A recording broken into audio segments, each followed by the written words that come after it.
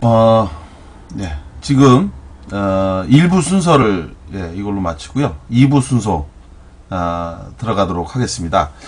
먼저, 이제 오늘, 참여해주신 분들이, 예, 잠깐 우리 있는 동안에, 예, 추천 한 번씩 눌러주시고 가시면 좋을 것 같습니다. 예, 추천을 한번 눌러주시고요. 2부 순서에서는 지난주에 저희가 말씀을 드렸던 것처럼, 예, 2부 순서에서는 저희가 말씀을 드렸던 것처럼, 예,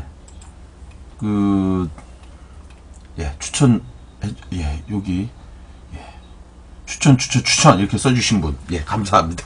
예, 팩트1.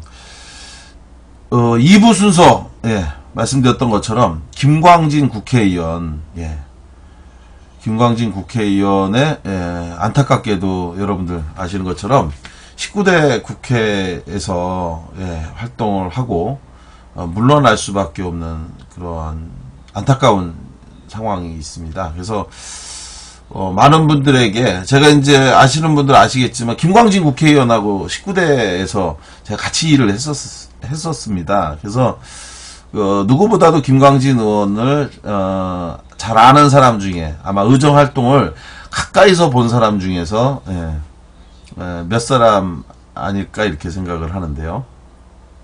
그분이 이제 사실은 많은 분들이, 김광진 의원이 필리버스터, 예, 기억하시는 것처럼 필리버스터를 제일 처음, 예, 했죠. 왜 김광진 의원이 처음 필리버스터를, 나와서 했는지, 아마 많은 분들 잘 모르실 텐데요. 사실은 이런 겁니다. 대한민국에서 특징이 하나가 있잖아요. 뭐냐면, 예, 덩다리님, 감사합니다. 예, 덩다리님, 연달아, 예, 감사합니다. 말한 사람이 책임지는 문화 아시나요? 예, 사실은 김광진 의원이 필리버스터 때 1호로 나가게 된 거는 가장 열심히 필리버스터라도 해서 우리가 따지고 싸우자 뭐 이렇게 얘기해서 그래서 처음 김광진 의원이 필리버스터 1호 의원으로 이제 나왔던 거고요. 그리고 그 후에 세 번째로 나왔던 분, 예, 바로 은수미 국회의원이었죠. 아까 말씀드렸던 것처럼 내일 저는 이제 광주 5월 17일 광주 민주항쟁 전야제를 내려가는데요. 거기서 광주 특별 생방송을 합니다. 그래서 전야제를 이제 가서 은수미 국회의원하고 같이, 예, 모시고 광주에 대한 이야기도 좀 나누고요. 예. 그리고 또 두 번째는 아까 전에 말씀드렸던 마지막 날 광주에서 가두 방송을 했었던, 예, 실제 인물 차명숙이라고 하는, 예, 그분을 모시고 방송을 내일 하는데요. 그렇게 방송을 하면서, 예, 사실은 이제 김광진 의원을 좀 모시고 하려고 했는데 여러 가지 사정상 못해서 오늘 김광진 의원이 지난 19대에서 어떤 역할과 일을 했는지를 보다 많은 분들에게 좀 정확하게 알려드리는 것이, 예, 정말 국민을 위해서 열심히 노력했던 보답이 아닐까 싶어서 오늘 김광진 의원 19대 국회 아듀, 예, 환송 방송을, 예, 특집으로 하려고 합니다. 왜 19대 아듀냐? 예, 20대 때, 예, 다시 또 돌아올 거라고 제가 믿고 또 그렇게 될 거라고 확신하기 때문에 일단 19대에서, 예, 떠나가는 김광진 의원에 대해서 이야기를 좀 하려고 하는데요. 여러분, 먼저 김광진 의원과 관련해서 김광진 의원이 처음에 국회의원이 된 거, 예, 김광진 의원이 국회의원이 된 거는, 예, 2012년도에, 예, 당시 민주통합당이었죠. 예, 민주통합당에서 전국의 청년들을 대상으로 청년 비례대표를 모읍니다. 후보로 이제 국회의원을 하려고 하는 청년들을 당시에 유행했던 게 있었죠. K-팝인가요? 예. 경쟁해갖고 하는 그거. 거기에 이제 389명 중에, 예, 김광진 의원이 1등을 하게 됩니다. 그래서 이후에 1등이 된 김광진 의원이 기호 10번을 받아서 국회의원으로 당선이 됐고요. 그래서 당의 곧바로 이어서 최연소로 최고위원으로 의정 활동을 이제 시작을 하게 됐죠. 그렇게 해서 이후에 국회의원이 되신 건데요. 예. 사실 이제 389명 중에서 1등을 했다는 건 대단한 실력인 거죠. 예. 대단한 실력인데, 그렇게 해서 국회의원으로 된 이분이 한 것 중에서 특히 무슨 일을 가장 많이 하냐면, 여러분들 기억하시는지 모르겠지만 김광진 의원은 지난 4년 내내 국방위원회에만 있었습니다. 상임위가 국방위로 있었는데, 드래곤맘님 별풍선 주신 거 아유 고맙습니다. 28번째 팬클럽이 되셨네요. 예. 김광진 의원 페북 보니 고기에 소주 한 잔 드시고 계시네요. 아 그렇습니까? 좀 이따가 저랑 전화 인터뷰하기로 했는데 소주 한 잔 드고 계시면 음주 방송이 될 텐데. 국방위원회에 있으면서 재밌는 게 하나가 있습니다. 예. 뭐냐면 사실 국방위원회는 말이죠. 국회의원들이 사실 별로 그렇게 좋아하는 상임위가 아닙니다. 예. 서로 이제 사람들이 국방위원회는 기피하려고 그래요. 예. 왜냐면 일단 후원금을, 그러니까 국회의원들이 관련 상임위가 있으면 거기서 이제 이러저러하게 도움을 받는 게 많이 있는데, 국방위는 그런 게 굉장히 적어요. 관련 상임위가, 그 소관부처가 굉장히 적다 보니까 서로 이제 안 오려고 해서 크게 두 부류가 대부분이 오는데, 첫째는 누구냐면, 장성 출신, 군에 오래 있었던 사람들, 이런 사람들이 이제 국방위로 많이 배치되고, 두 번째는 당에서 고위직으로 있는 사람들 있죠. 당대표라든지 뭐 이런, 예를 들어 이제 문재인 대표 같은 경우도 국방위에 가 있는데, 서로 이 기피하는 상임이다 보니까, 서로 안 오려고 하니까, 예. 그래서 이제 이런 분이었는데, 의외로 김광진 의원은 본인이, 국방위를 선택해서 왔습니다. 그렇게 와갖고 이분이 일을 하면서, 많은 분들에게 군인권과 관련한 부분들을 굉장히 많이 했잖아요. 그게 이유가 있습니다. 뭐냐면, 김광진 의원은, 그 국방위에서, 거의 유일한, 거의 아주 소수의 일반 사병 출신의 국회의원이었던 거예요. 네. 그러니까 육군 병장 출신의 사병 출신 국회의원을 한 거죠. 예. 그러다 보니까 시각 자체가 다릅니다. 거기 국방위에 가보면 다들 시각이 뭐냐면 국방부 장관 시각으로 이야기를 하는 게 많아요. 그래서 국방부 장관보다도 오히려 더 보수적으로 얘기하는 경우도 있고요. 그런 상황에서 당연히 중심축은 뭐냐? 장교나 고위급, 그리고 또 국방부의 관점에서 얘기하는 게 더 많이 있었습니다. 근데 김광진 의원은 그렇지 않았어요. 사병들의 관점에서 그 일이 어떠냐라고 하는 부분들을 먼저 생각을 한 거죠. 그런 게 이제 굉장히 달랐던 거예요. 그러다 보니까 다른 사람들은 전혀 생각하지 못했던, 일반 다른 국방위원들은 생각하지 못했던 부분들이 있는데요. 예를 들어 장준하 선생님 같은 경우 1967년도에 국회의원이 되셨거든요. 옥중에서 출마해서 국회의원 당선이 됐죠. 당시에 박정희가 대통령 선거 과정에서 자기를 박정희에 대해서 친일군인이다라고 하면서 비판을 했었는데, 그 친일군인이라고 비판한 부분들을 가지고 명예훼손, 국가원수 모독죄로 해갖고 걸어서 두 번째로 감옥을 보냈는데, 바로 그때 장준하 선생님이 국방위 당선되고 나서 국방위로 가셨는데요. 그때 많은 군인들이 오히려 놀랬어요. 장준하 선생님을. 굉장히 놀랬는데 뭐였냐면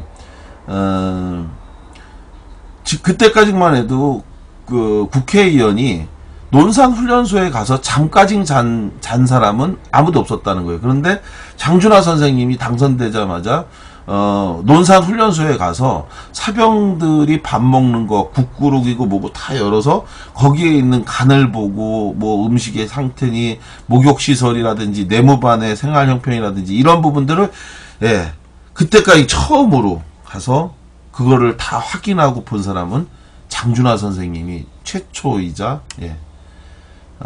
정말 이례적인 일이었던 거죠.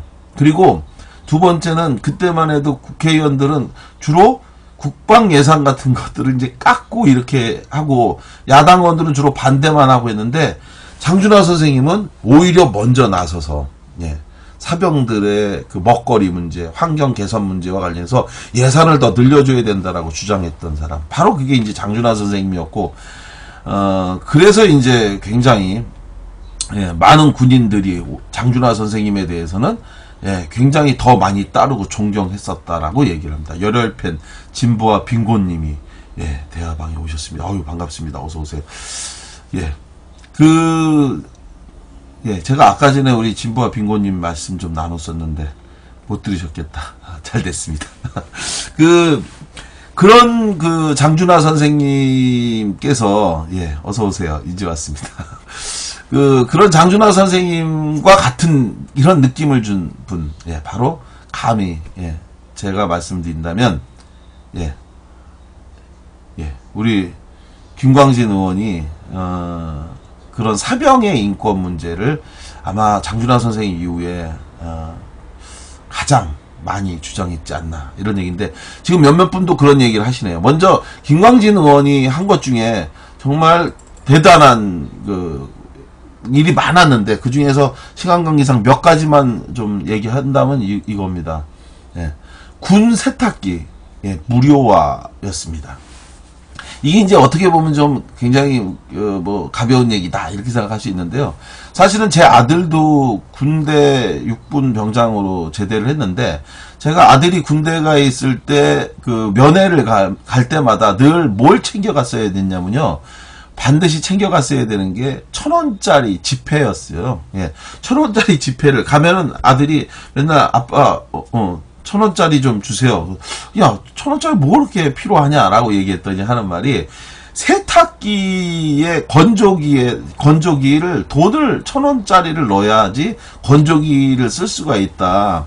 그런데 1,000원짜리가 없으면 이 건조기를 못 쓴다고 그걸 맨날 달라고 했었는데 바로 그래서 저도 생각할 때 이게 이해가 안 갔었어요. 아니 무슨 군대를 의무복무로 해서 들고 갔는데 아니 무슨 세탁기도 우리 돈으로 내고 써야 되고 이게 말이 되냐. 근데 김광진 의원이 바로 이 문제를 제기한 건데요. 2012년도 당시에 뭐라고 이제 국정감사 때 얘기를 했냐면 최저임금의 10%도 못 받는 병사들이 세탁기와 건조기를 돈 내고 써야겠냐. 이런 문제를 제기했는데 아마 이런 문제를 장성 출신들은 상상도 못할 이야기죠. 사병으로 근무한 국회의원이었기 때문에 가능한 건데 2012년도 당시에 상병들 월급이 얼마였냐? 9,750원이었습니다. 그런데 당시에 최저 월 임금은 얼마였냐? 이것도 정말 형편없이 낮은 금액이었죠. 당시에 일반 노동자들이 최저임금으로 월 받는 게 95만 7,220원이었어요. 이거 100만 원도 안 되는 최저임금을 받으면서 정말 우리 사회에 가장 힘들고 정말 더럽고 어렵고 위험한 일을 하는 게 이것 또한 문제인데 그 군인들은 그거의 10%도 안 되는 97,500원을 받았는데 그 97,500원 중에서도 1,000원을 군 세탁기에다가 줘야 됐는데 바로 이걸 바꾼 사람 바로 김광진 의원이 국정감사에서 이 문제를 지적하면서 국방부가 전 부대의 세탁기를 무료화 시킨 겁니다. 그럼 이게 어떻게 가능했던 거냐? 국방부는 절대 손해볼 수 없다고 그죠. 그거 외주줬기 때문에 안 됩니다. 뭐 이렇게 했는데 당시에 이 김광진 의원이 예결위원으로 임명이 됐어요. 그 예결위원이 되면서 바로 이 세탁기 사용료, 세탁기를 사용하려고 하는 그리고 건조기를 사용하려고 하는 그런 군인들에게 이걸 무료로 쓸 수 있도록 예산을 확보해 준 겁니다. 김광진 의원 당시에 뭐라고 얘기했냐? 무료화하겠다 안 하겠다. 문제가 아니다. 무료하냐 아니냐 이게 문제가 아니라 이건 나라에서 당연히 해줘야 하는 겁니다. 이렇게 얘기했던 겁니다.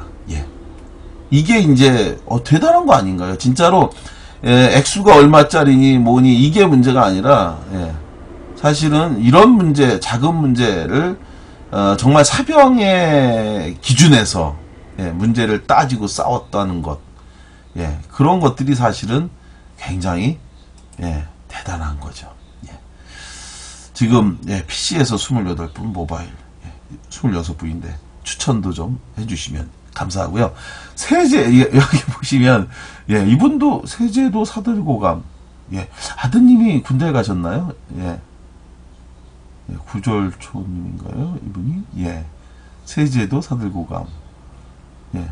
벼락천사님, 정말 상상도 못했어요. 드래곤맘님, 완전 빨래방. 예.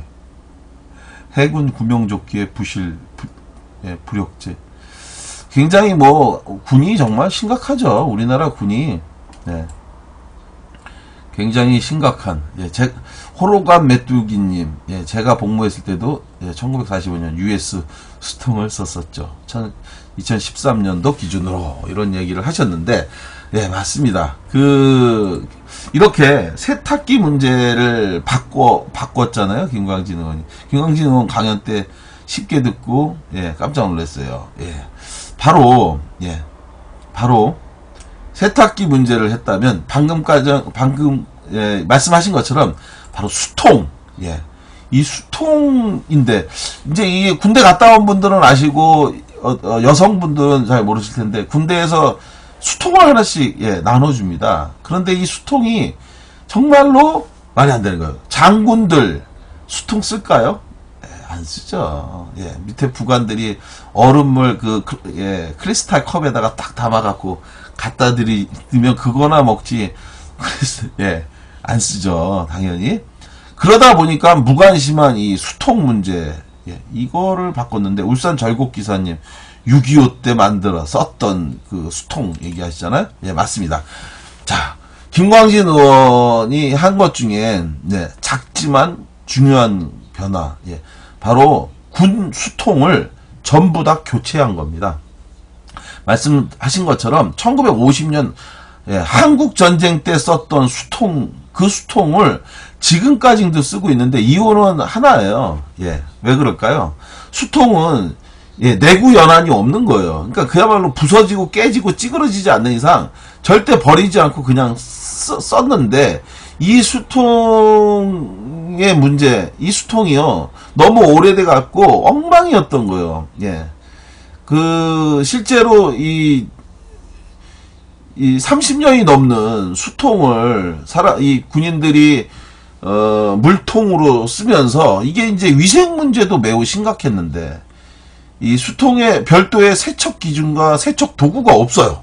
이게 이제 굴곡이 지고 이제 안에 이 좁으니까 그래서 하는 방법이 뭐였냐면 온수 뜨거운 물을 붓거나 아니면 모래를 넣고 흔드는 게 청소에 다예요. 그래서 이게 잘 닦이면 다행이고 아니면 말고. 근데 저희가 이거를 확인하기 위해서 국방부에다가 수통 몇 개를 저희가 자료 제출을 요구했는데 그나마 좋은 상태라고 해서 보내온 수통조차도 안에 보면 이거 완전히 엉망진창 너무 지저분해서 누구도 그거를 보고는 그 통에다가 물을 담아 먹을 수 없는 정도 수준의 그런 정말 아주 지저분하고 아주 이루 말할 수 없는 그런 수통인데 이 당시 국회의원 예, 김광진 의원은 예, 국정감사에서 뭐라고 얘기했냐면 이렇게 호통을 쳤습니다. 세계 10위권의 경제대국이 한 개에 10,000원도 하지 않는 수통도 바꿀 수 없냐? 이걸 못 바꾸냐? 이런 이야기를 했는데요. 바로 국정감사에 이 발언이 있고 난 후에 예, 국방부 30년 이상 바꾸지 않던 전군의 수통을 전면 교체하는데요. 예, 전면 교체하는데 그 교체할 수 있었던 것들 예, 바로 김광진 의원이 예결위원이 되면서였습니다. 예. 실제로 이렇게 지저분하게 오염된 수통으로 인해서 예, 이 군용 수통의 세균을 검사를 저희가 의뢰를 해서 확인해 보니까 설사, 식중독, 폐혈증 등을 일으키는 바실러스 세러우스 균이 검출이 됐었어요. 그렇게 문제가 많은 이런 거를 바꾸지 않는 거죠. 왜냐? 우리가 안 먹기 때문에 그런 거죠. 만약에 장군이 그 수통으로 물을 먹었다. 아마 당장 바꿨을 겁니다. 그런데 장군이 먹지 않는 수통, 사용하지 않는 수통이니까 그냥 냅둔 거예요. 그래서 김광진은 한 발에 수십억 하는 미사일이 아니라 예, 한 개에 10,000원도 하지 않는 수통에 대해서 이거를 바꾸고 싶었다. 그래서 김광진 의원, 예, 전군의 수통을 전면 교체해서, 예, 모든 군인들이 새로운 수통을 보급받게 됩니다. 예. 이렇게 훌륭한 분이 왜 낙선인지, 예. 이게요, 낙선은 아니고요. 예, 더 안타까운 거는, 경선을 했는데, 예, 51%가 넘는 득표를 했는데도 불구하고, 예, 1대1 구도에서, 예, 군수를 지낸 사람에게 이제 못했던, 이걸, 경선에서, 예, 떨어진 건데요. 정말, 이렇게, 국민의 입장에서, 국회의원이 말입니다. 국회의원이라는 게 그런 거잖아요. 예, 국민에게 표를 받아서 국민을 위해 일하는 거잖아요. 근데 표는 국민한테 받고, 그리고 충성은, 예, 국가와 국방부 또는 가진 사람들, 소수 특권층에게 충성하는 그런 국회의원들이 굉장히 많은데, 정말 국민과 또 국방이라면 사병 중심으로 일을 하는 그러한, 예, 나라가 돼야 되는데, 좋은 국회의원을 우리가 국민이 뽑아야 되겠죠. 이렇게 말씀드린 것처럼 작은 일이지만, 네, 작은 일이지만 세탁기 문제와 수통 문제를 국방위에서 처음으로 거론해서, 예, 관행적으로 그냥 군인들에게 얼마 되지도 않는, 정말 이게 가난한 나라에서도 이렇게 월급을 적게 주는 건 없죠. 정말 대부분이 대학을 나온 정말 우수한 인력 자원을 우리가 낳고 키우고 가르쳐서 국민이, 예, 부모가 나라를 위해서 누구처럼 회피하지 않고, 예, 보냈는데 그런 군인들을 이렇게 막대하고, 예, 세상에 무슨 예, 2만원짜리 10,000원짜리인가요? USB를 98만원에 사면서 정작 여기에다가는 못 쓰겠다.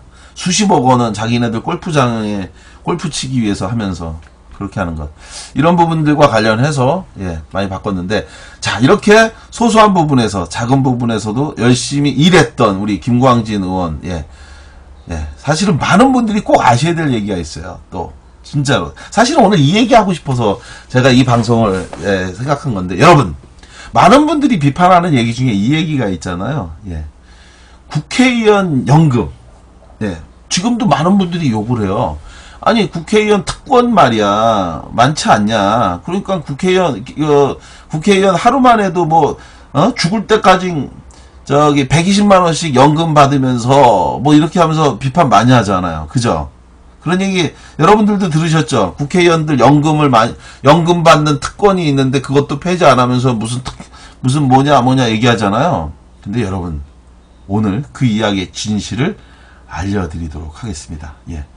진실을 알려드리기 위해서, 네, 당연히 추천 좀 부탁드리겠습니다. 자, 사실 이게 중요한 거예요. 이게 굉장히 중요한 건데, 김광진 의원이 큰 업적이 있었어요. 정말 이거는 김광진 의원이기 때문에 가능한 일이었던 겁니다. 예. 바로 국회의원 연금을, 예, 많은 분들은 모르고 계신데요. 이게 없어졌어요. 예. 없어졌는데 무슨 얘기냐. 예. 지금 이제 국회의원들 20대 국회가 지금 만들어지면서 각 당과 각 의원들이 1호 법안을 뭘로 낼 거냐, 이거 가지고 이제 많은 이야기들을 하고 있잖아요. 상징적 의미가 있기 때문에, 예, 어떤 법을 우리가 1호 법안으로, 첫 번째 법안으로 발의할 거냐 해서 논란을 많이 하고 있는데, 김광진 의원의 첫 법안 1호 법안이 뭐였느냐. 예, 김광진 의원이 여러 법안을 만들었는데요. 그 중에 그 첫 번째 법안, 바로, 예, 많은 국민들이 국회의원의 지나친 특권이다라고 비판했던 바로 그 국회의원 연금, 이걸 폐지하는 법안을 낸 사람, 바로 19대 최연소 국회의원이었던 김광진 의원이 처음 대표 발의를 했습니다. 많은 분들이 비판했던 것처럼 사실은 이 국회의원 연금은 이전까지만 해도 단 하루라도 국회의원으로 재직만 하면, 예, 만 65세가 되는 날로부터 사망할 때까지 매월 120만 원의 연금을 받을 수 있었습니다. 예. 그러면 다른 사람들, 다른 경우는 연금 수당이 어떻게 됐을까요? 이게 이제 너무 과하게 차이가 난다 해갖고 비판이 많이 있었던 건데, 6.25 참전용사, 조국이 누란의 위기에 처해 있을 때, 기꺼이 전쟁터에 나가서 목숨을 바친 참전용사들에게 주는 수당, 매월 12만원이었어요. 120만원, 국회의원은 단 하루만 재직해도 120만원을 죽을 때까지 받는데, 6.25 참전용사는 매월 12만원을 받았고요. 만약에 국민연금으로 여러분들이 매월 120만원씩을 받으려고 한다면, 그러면, 우리는 얼마를 그러면 내야 됐느냐? 매월 34만 2천원씩을 40년간 내야지만이 받을 수 있는 연금이 바로 120만원입니다. 당연히 과도한 특혜라는 비난, 국민적 비난이 빗발쳤는데요.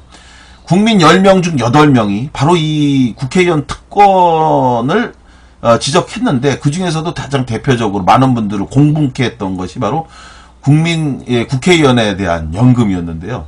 우선적으로 국회의원 연금 없애야 된다라고 답하는 여론조사가 있었는데, 바로 이 문제, 2012년 6월 20일이죠.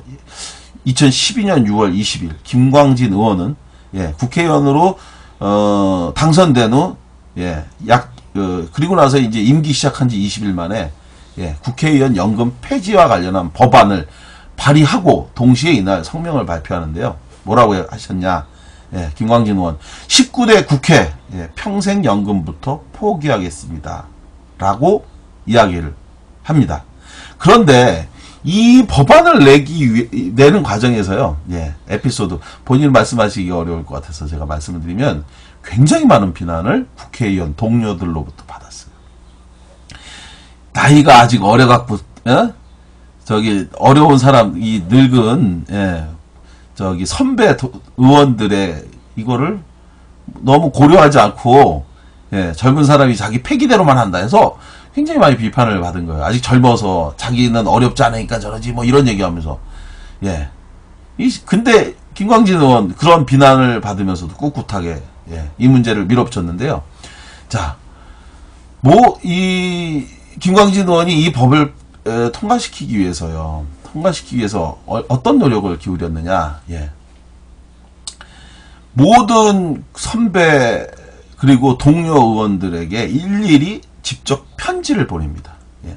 그래서 이 문제를 해결하는 것이야말로 진짜 우리가 생각하는 새정치, 그리고 국민에게 국회의원이, 인정받는 그러한 첫 출발이 될 거다. 그래서 편지를 일일이 써서, 선배, 동료 의원들에게 전달하고, 그리고 그분들을 설득하고 협조를 구해, 마침내 1년 만에 결실을 맺게 되는데요. 바로 2013년 7월 2일, 바로 이 법안이 본회의를 통과하면서 19대 국회부터 국회의원 연금은 전면적으로 없어지게 됩니다. 그런데 이거를 많은 분들이 몰라요. 그러면서 지금까지도 아니 국회의원 연금 얘기를 하시는데 저도 들으면서 너무 황당한 거예요. 아니 김광진 의원이 법안 발의를 해서 없앴는데, 그리고 이렇게 함으로써 과거에 이제 기존에 연금을 받던 전직 국회의원들, 이분들은 이제 19대 의원 된 분부터는 이제 완전히 없어졌고, 이전에 받던 분들은, 이분들은, 이것까지 소급 적용해서 없앨 수가 없게 된 거예요. 그래서 이분들은 받는데, 대신 그분들도 절반으로 줄었는데요. 바로 여러분들 가장 많이 비판했던 것 중에 뭡니까? 단 하루만 해도 평생 연금을 받을 수 있었는데, 이것을 아주 대폭, 아주 이렇게 견고하게, 제약을 뒀는데, 하루가 아니라 국회의원 재직기간이 1년 미만인 자, 그리고 재직 시 제명 처분을 받았거나 유죄 확정으로 의원직을 상실했거나 또는 소득이나 재산이 많은 경우는 모두 지급 대상에서 제외시킨 겁니다. 그래서 19대 국회의원서부터는 아예 못 받고, 그리고 그 이전인 18대에 이미 받기 시작했던 분들도 그 안에서 대상을 굉장히 축소시켜갖고, 그렇게 해서 마침내 이 연금 법안을 없앤 거죠. 대단하지 않습니까, 정말? 정말 이거는 사실은요, 이거를 이렇게 바꾸기가 쉬운 게 아니에요. 굉장히 보수적인, 예, 국회 굉장히 보수적이잖아요. 그러니까 누가 먼저 나서서 이 얘기를 먼저 꺼내기가 쉽지 않다니까. 저는 사실은 여러분들, 저는 검찰 출신, 경찰 출신 국회의원이 내가 당선돼서 경찰과 검찰을 개혁하겠습니다. 저는 이거 솔직히 안 믿습니다. 예. 그게 쉽지 않아요. 불가능한 얘기예요, 그거. 왜냐? 자기가 알고 있는 사람들이 전부가 다, 예. 그 인적 관계로 다 쌓여 있는 거거든요. 그 선배, 후배들로 다 쌓여있는데 그 사람들한테 가서 당신네 조직이 이게 문제니까 없애. 예를 들어 국회의원들 있는데 거기 안에 있는 선배들한테 우리 이제 120만원, 그럼 나는 이제 국회의원 됐으니까, 뭐 잘 안 돼도 어쨌건 나 이제 120만원씩 평생 받을 수 있겠다. 솔직히 이 생각을 하고 있었는데 그런 사람들한테 또는, 예, 이제부터 안 된다. 이렇게 하는, 그걸 어떻게 하시겠어요? 근데 이거를, 예, 바로 만드는 사람. 예, 이렇게 폐지했는데 이걸 많은 분들이 정말 모르시는 거예요. 그래서 그 부분이 너무 안타까워서 예, 진실을 말씀드리고 싶었습니다. 그래서 김광진 의원이 바로 예, 국회의원 연금을 이 폐지시켰다는 거, 이 부분은 정말 많은 분들이 꼭 기억해 주셨으면 좋겠습니다. 예, 대단하다고 생각하시는 분, 예, 추천 한 번씩 눌러주시고 가시면 고맙겠습니다. 예. 21대 때 꼭 복귀하시길 드래곤마님. 실망입니다. 드래곤마님. 20대, 예, 이번 10월에 보궐선거 있습니다. 네. 보궐선거 때. 20대 때 꼭 들어와야죠. 예. 이런 분이, 예, 이런 분이 만약에 안 되면 안 되죠. 예. 반드시 20대, 예. 앞으로 보궐선거가 매년 10월에 있기 때문에 보궐선거로 다시 들어와서 예, 하고 싶은 예, 그러한 활동을 꼭 할 수 있게 좀 많은 분들이 예, 같이 힘을 합쳐 주실 것을 바라고요.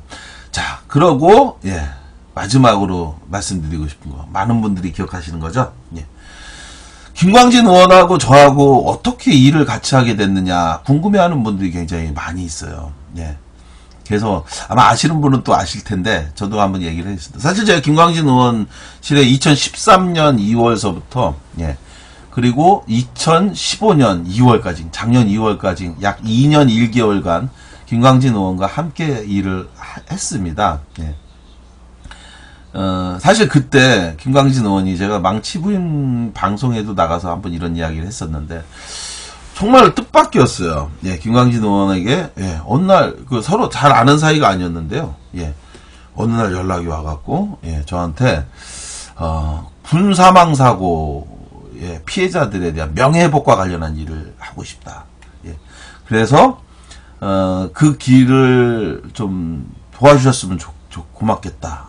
이런 제안을 먼저 하신 거예요. 그래서, 사실은 좀 약간 고민을 했어요. 잘 알지 못하고 또 나이도 약간 10몇 살쯤 차이도 나고 그래서 이분이 정말로 얼만큼 뜻과 의지가 강하고 분명한가, 그게 좀 자신이 안 서서 그래서 좀 한 일주일 정도 좀 생각하고 고민을 해보겠습니다라고 했는데, 그리고 나서 결국은 이러저러 고민하다가 일할 수 있는 권한을, 그때 이제 저한테 제안했던 내용이 너무 너무 멋졌어요. 뭐라고 했냐면, 예, 제가 가지고 있는 국회의원 권한으로, 예, 권한을 득템, 그것으로, 예, 대한민국 군인의 인권 문제를 바꾸는데 함께 해주실 수 없겠냐, 이렇게 얘기를 하시는 거예요. 자, 저는 그런 얘기를 할 수 있는 사람이 과연 대한민국 국회의원 중에 몇 명이 있을까요? 그 얘기에, 나중에 어떻게 되건 간에 같이 일을 해야 되겠다라는 생각을 한 거죠. 예. 그래서 이제 시작을 했는데, 여러분 기억하시는 것처럼 굉장히 많은 변화를 정말 일으켰습니다. 김광진 의원께서 늘 얘기하는 얘기가 이겁니다. 국회의원 한 명이 결심해갖고 바꿀 수 있는 일이 얼마나 많으냐, 얼마나 많은지에 대해서 자기는 느낀다, 이런 얘기를 했는데, 실제로 김광진 의원이 결심하고 노력하면서 정말 많은 것들을 바꿨습니다. 굉장히 많은 걸 바꿨는데, 특히 군 의문사 문제 관련해서 여전히 가야 할 길은 멀지만 엄청나게 많은 변화를 일으켰는데요. 그동안은 누군가가 따지고 싸우고 항의하면, 그러면은 그 국방부가 마치 선의를 베풀듯이, 예, 선의를 베풀듯이 누군가를 순직 처리를 해주고 했는데, 이것을 법으로 제도화하는 사람이 바로 김광진 의원이었던 겁니다. 네. 김광진 의원이 2015년 5월 29일 날 법안을 발의했는데요. 의무복무 중 사망한 군인의 순직법인데요. 이른바 군인사법 일부 개정 법률안이었습니다. 복무 중 사망한 군인들은 국가가 책임져야 된다. 바로 그 내용인데요. 국민이 의무를 다했다면 그 다음엔 국가가 의무를 다해야 합니다. 이게 이제 우리 김광진 의원실의 모토였고요. 그 모토에 이제 김광진 의원이 적극 동의를 했죠. 그래서 앞으로는 군내 가혹행위에 의해서 목숨을 잃은 경우에는 전부 다 순직 처리를 하도록 하는 건데요. 의문사 또는 자살이라도 그 원인에 직무 수행 및 교육 훈련, 업무 과중 등 직접적인 공무 연관성이 있다면 모두 순직으로 인정해야 된다. 그래서 김광진 의원의 개정안 통과 전에는 아들이 군에서 어떤 이유로 사망했다고 한다면 그렇게 한 사망이 결국 스스로 목을 맺고 스스로 방아쇠를 당겨서 자살했다면 그것은 군과 아무런 상관이 없다라고 얘기를 군이 했습니다. 그렇게 되면 이것에 대해서 자살로 일반 사망으로 동의할 수 없다라고 한다면 이 군인, 이 아들의 죽음이 업무상 연관이 있다는 걸 입증해야 되는 사람은 바로 그 유족이었어요. 부모가 억울한 죽음이라고 하는 것을 입증해야지만이 순직 처리가 됐던 건데 바로 김광진 의원의 이 법안을 통해서 마침내 그 의무복무 중 사망한 군인에 대해서는 기본적으로 순직 처리될 수 있도록 군인사법 일부 개정 법률안이 바뀐 겁니다. 사실 이 이전에 저희가 굉장히 깜짝 놀랐던 게 있었어요. 30년 동안 군 헌병대가 자살로 결론 내렸던 처음 사건이 의문이 들었었어요. 도대체 한 번 자살로 결론 내린 거를 유족이 이의 제기를 해갖고 그것이 나중에 자살이 아니라 타살 또는 순직 처리로 결과가 바뀐 사례가 지난 30년간 몇 건이 있는지를 한번 확인해 보기 위해서 제가 공문을 보냈는데 그거에 대한 답변 30년 동안 군 헌병대는 단 한 건의 결과도 바꾼 적이 없었던 거죠. 그러니까 유족들 얘기했던 건 이겁니다. 국가가 내 아들들을 데리고 있다. 사고가 났는데 왜 국가는 아무런 책임도 도리도 하지 않느냐. 이런 얘기가 된 겁니다. 김광진 의원이 발의한 이 군인사법 일부 개정 법률안, 이 개정안이 본회의를 통과하면서 의무복무 중 사망했을 때 또 사인이 불분명했거나 가혹행위 등으로 사망에 이른 군인은 순직 처리되고 국민묘지에 안장이 됐는데요. 이 법안이 얼마나 대단한 거였냐면요. 언론사가 선정한 대한민국 최우수 법률상을 바꾸고요. 지난 2년간 국민의 삶의 질을 바꾼 베스트 10 법안 중에 하나로 선정이 됐습니다. 그렇게 해서 바로 머니투데이에서 주는 그 상도 우리 김광진 의원이 받았는데요. 국민은 국민의 의무를 다하다가 사망했다면 이제 국가가 국가의 의무를 다해야 합니다. 이것이 바로 군 의문사와 관련해서 김광진 의원이 정말 큰 변화를 한 거고요. 그리고 이 법안이 만들어지고 난 다음에 굉장히 이례적인 상을 받는데요. 그동안 군 유족들은 국회의원들을 비난만 했어요. 나쁜 놈들이라고. 국민의 고통과 상처에 대해서 당선되기 전에는 이렇게 하더니 아무것도 안 해준다고 했던 그 유족분들이요. 김광진 의원에게 그리고 저에게 감사패를 하나씩 주셨어요.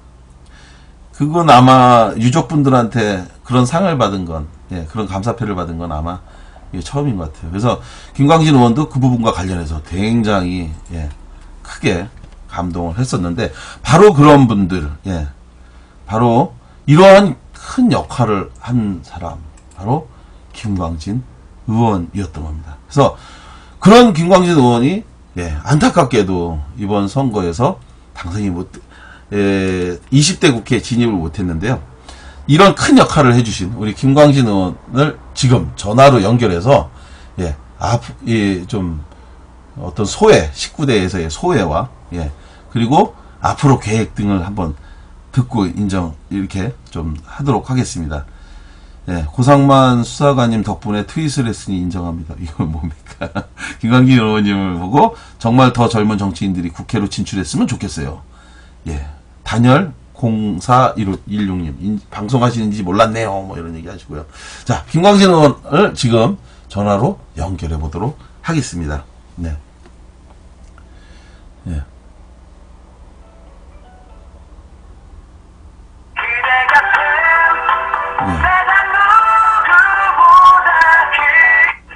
여보세요? 예, 안녕하세요, 의원님. 예, 안녕하세요. 예. 지금, 의원님 지금 어디 계세요? 지금 방송 중이신가요? 예. 아. 안 들으셨구나. 방송. 예? 방송 안 들으셨어요? 아, 안 들었어요. 어떤 분이 제보를 하셨는데, 예. 예, 아마 이제 제가 뭐 이렇게 하니까 이렇게 칭찬 방송 같으니까 민망해서 일부러 안 들으신 거 아닌가요? 어떤 분이 제보를 하셨는데, 의원님 뭐 네. 소주 한잔 하고 계시다고 여기다 누가 쓰셨던데? 예, 소주 한잔 하고 있습니다.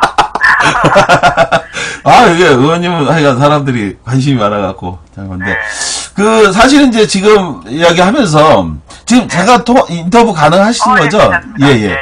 제가 지금 이제 우리 의원님께서 지난 19대에서 한 어떤 여러 가지 역할, 일들을 했는데, 그 중에서 제가 나름대로 정해서 좀 몇 가지만 전달을 했는데. 인터뷰 하는 중에 들어오는 별풍선은 반땅하는 건가요? 별풍선 하나도 안 들어오고 있으니까요. 걱정하지 않으셔도 됩니다. 일단 약속을 하시고. 알겠습니다. 당연한 이야기입니다. 네, 자, 여러분 들으셨죠? 지금부터 별풍선을 쏴주세요. 대한민국이 인정한 공식 팩스, 김광진을 위해서, 네, 반땅해야 되니까요. 예, 많이 써주세요. 반땅을 제가 책임지고 보장하겠습니다. 예. 예. 제가 이제 했던 내용 중에서, 예. 우리 의원님께서 했던 것 중에 세탁기 무료화 문제, 그리고, 수통 전병 교체 관련해서, 이런 작은 거, 별풍선이 진짜로 막 들어오고 있습니다, 지금. 그리고 이제, 사실은 제가 이 방송에서 오늘 꼭 얘기하려고 했던 게 뭐였냐면, 국회의원 연금 문제 폐지 법안 낸 거, 이걸 많은 분들이 모르고 계셨잖아요.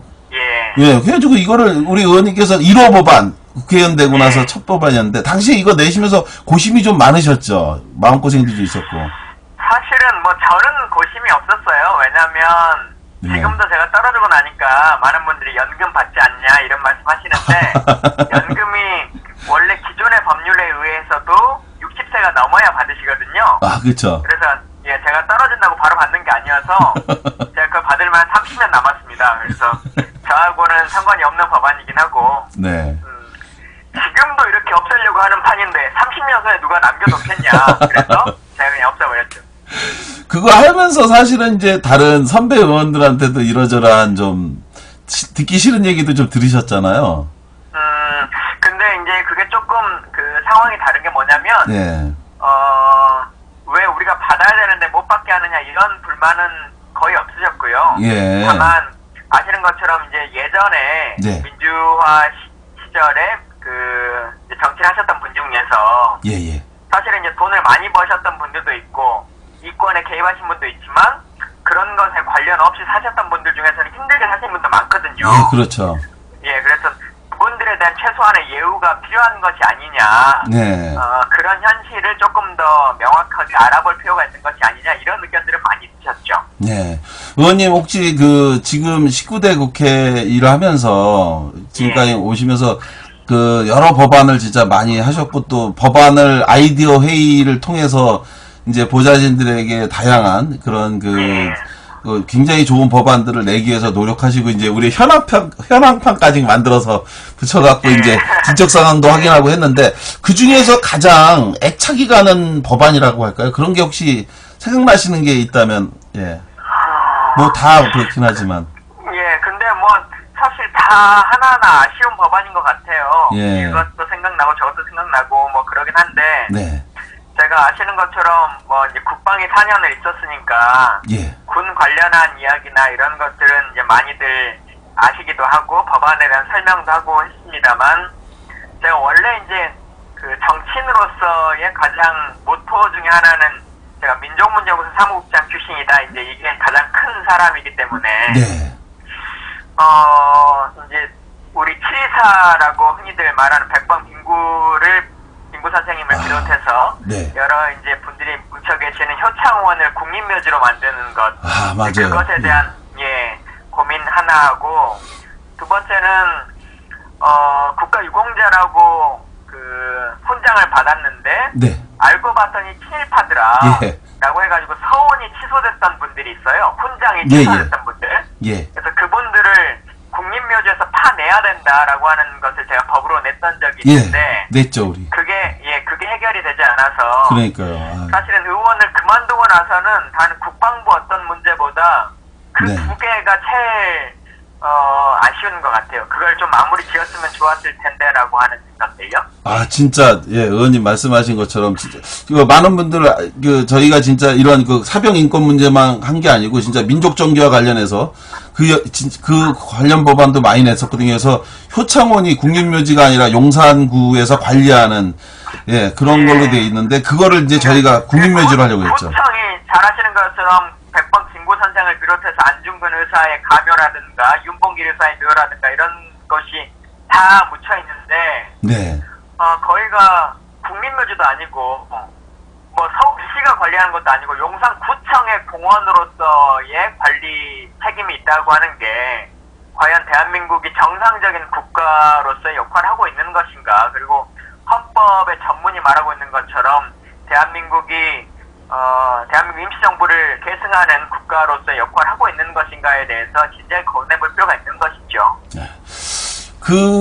의원님, 많은 분들이 의원님께서 이제 비록 이번에는 바로 들어오지 못했지만 이번 10월에 있는 보궐선거에서 다시 20대 국회에 조속히 빨리 들어와야 된다고 생각하는데 앞으로 어떤 활동을 하실 건지 계획은 어떠신지 한번 여쭤보고 싶어요. 잘 아시겠지만 보궐선거로 되려면 지도부랑 사이가 가까워야 되는데 제가 지도부랑 그런 사이가 이 지도부뿐만 아니라 제가 원래 제 말을 아끼는 성격이 아니어가지고 어느 지도부하고도 별로 가까운 사람이 아닙니다만 그래서 이제 그걸 고민하진 않고요.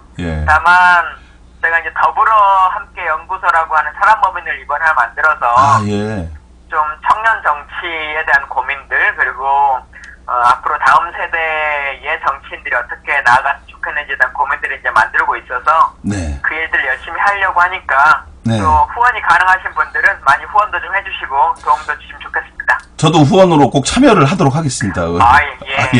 부탁드리겠습니다. 당연한 거고요.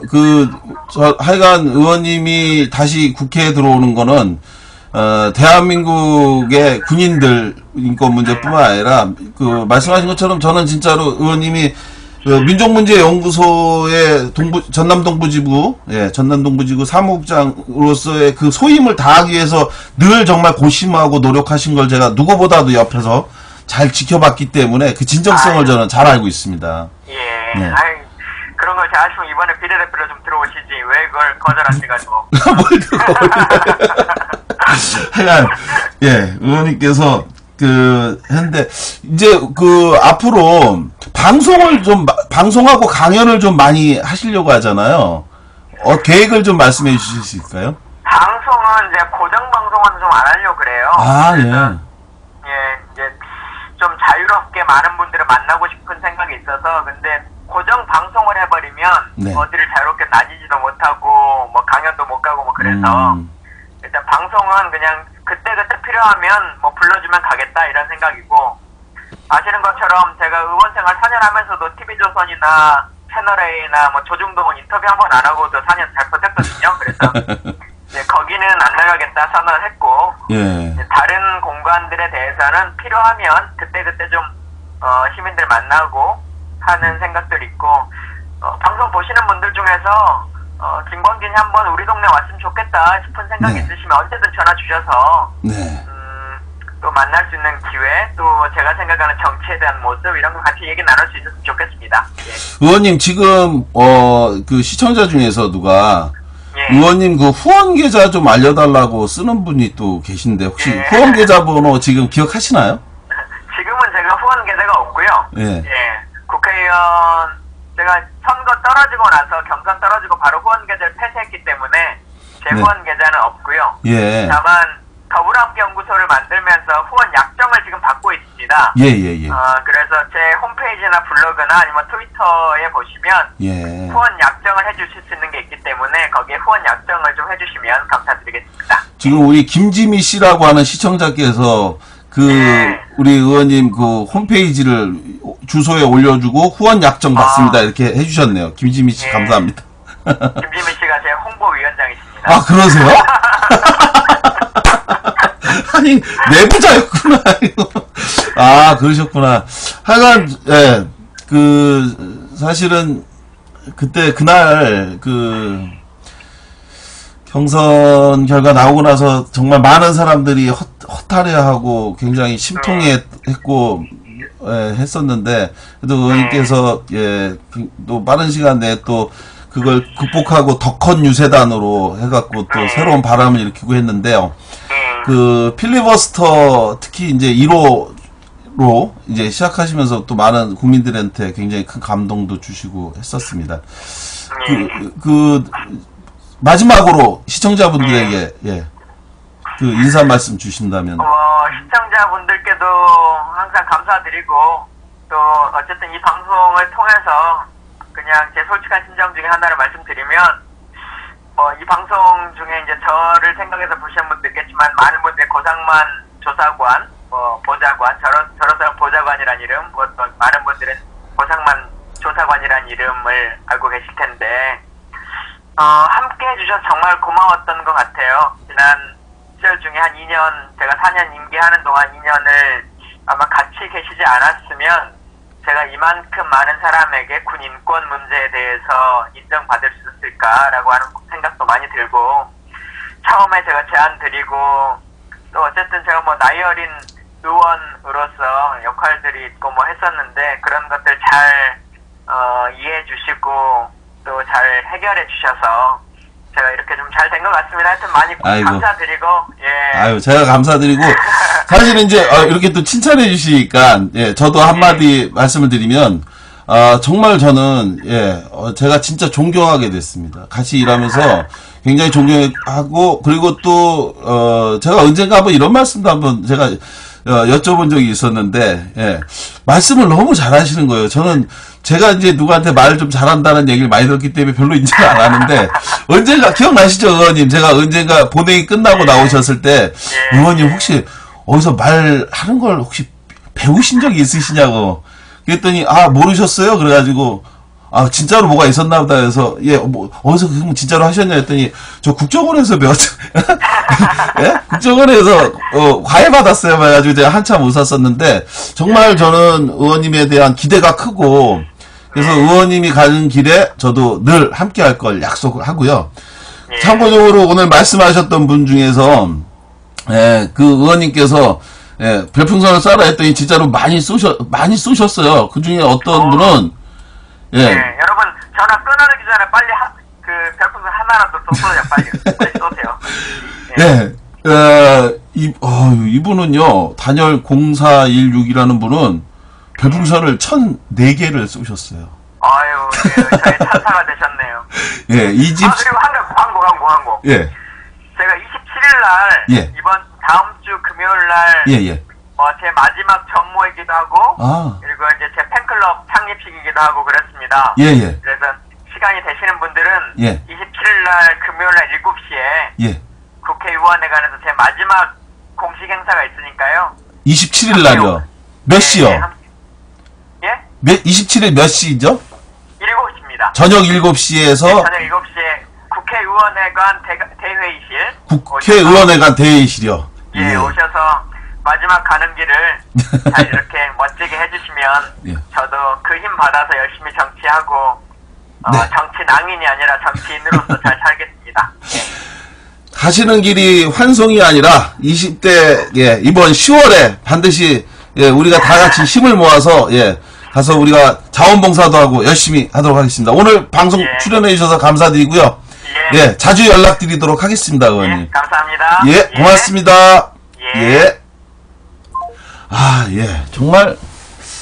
정말 좋은 분이에요. 그리고 아까운 분이고, 여러 가지 미담이 굉장히 많은 분입니다. 사실은 저희 300명의 국회의원 중에서요, 저희 방에 비밀이 하나 있었어요. 다른 의원방에다가 얘기할 수 없는 비밀이 있었는데, 이거 뭐였냐면요, 의원실 보좌 직원의 복지와 관련한 규정을 만들어 놓고 운영을 했었습니다. 그래서 사실은 의원실은, 여러분, 의원실은 1인 지배하에 있는 되거든요. 그래서 사실은 의원 한 명이 자기 멋대로 마음대로 얼마든지 하는 거예요. 그러니까 예를 들어 뭐 퇴근 시간 됐는데 의원이 내가 지금 뭐 예를 들어 지방에서 올라가고 있으니 다 기다려 뭐 이렇게 하면 아무도 퇴근 못하고 그냥 있어야 돼요. 그러다가 새벽 2시 3시에 실제로 있는 일이었는데요. 어느 방의 의원, 유명한 일인데 그분 이번에 또 이제 국민의당으로 해서 뭐 또 의원 됐는데 들어와갖고 새벽 2시 3시까지 기다리겠더니 오니까 라면 끓여달라고.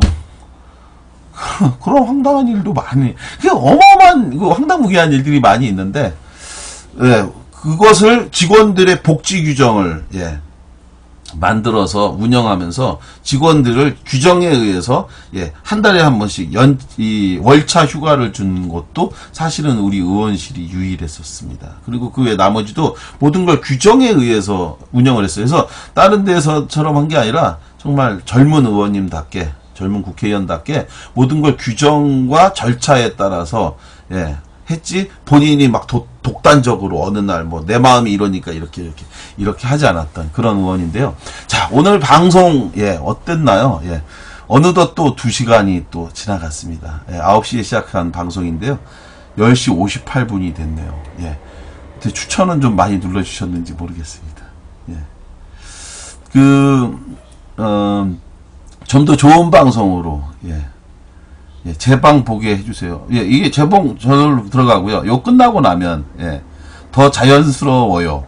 예, 질차 했습니다. 예, 즐겨찾기, 예, 방송, 즐겨찾기 해주시면, 예, 즐겨찾기 해주시면, 저희가, 예, 하고요. 뭐, 반응이 좀 좋으면, 예, 3번째 서포터로 되주셨다는, 우리 단열 0416님, 정말 오늘 많이 감사하고요. 예, 구절초님인가요? 예, 별풍선 10개. 즐겨찾기. 감사합니다. 즐겨찾기 많이 해주시고, 예, 마지막으로 추천도 좀 많이 해주시고요. 망부님 초대, 예, 당연히 해야죠. 망부님 초대하고, 그리고 내일 저도 참 방송을, 합니다. 광주에, 아까 말씀드린 것처럼, 5월 17일, 예, 특별 방송 하러 가는데요. 거기서 아마 망부님도 방송을 하는 걸로 알고 있습니다. 그래서 망부님하고, 예, 만나서, 예, 제 방송에도 한번 나오는 걸로, 예, 이야기를 좀 해보도록 하겠습니다. 더더욱 좋은 방송으로 늘 보답하도록 하겠습니다. 예, 더더욱 좋은 방송으로 보답하고요. 많은 분들한테 또 홍보도 좀 해주시고, 그렇게 하면, 예, 방송을 월요일 날만 하지 않고 좀 목요일 정도에 1시간짜리 방송을 좀 더 할까, 이런 생각하고, 다음 방송에는 자막 부탁해요. 예, 반드시 하도록 하겠습니다. 자막 만들어서 하고요. 재미가 있으셨다고 하니 고맙습니다. 괜찮았나요, 오늘 방송? 예.